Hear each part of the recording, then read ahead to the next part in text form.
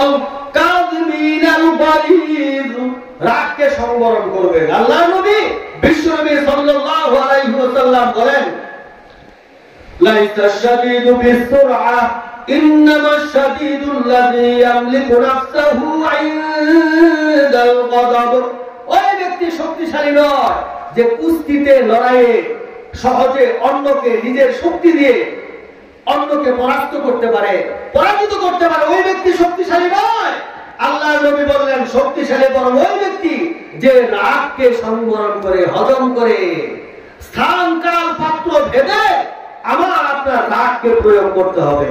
রাসূলকে গালি দিল আর আপনি ঠান্ডা থাকলেন তাহলে তো হবে না, ওই জায়গায় রাগ প্রয়োগ করতে হবে। যেখানে রাগ করা দরকার সেখানে করবেন, তবে হুঁশ রাখতে হবে। আল্লাহ নবী সাল্লাল্লাহু আলাইহি ওয়াসাল্লামকে এক সাহাবী এসে বললেন, ইয়া রাসূলুল্লাহ, ইয়া হাবিবাল্লাহ, আমাকে একটা উপদেশ দিন। আল্লাহ নবী বললেন, লা তাগদাব, তুমি রাগ করো না।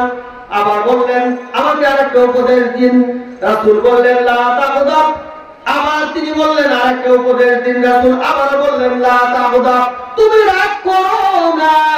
কারণ আল্লাহ নবী জানতেন এই ব্যক্তি উন্নতির পথে, অগ্রগতির পথে, সফলতার পথে সবচেয়ে বড় যে বাধা সেটা হলো রাগ। রাগের কারণে দেখবেন অনেকে অফিস আদালতে চাকরি করতে পারে না, যাই অফিসে যায় সমস্যা। বউ একটা আর একটা সমানে ছাড়ে, রাগ বেশি, পরে হায় হায় হায় আমি কি করলাম।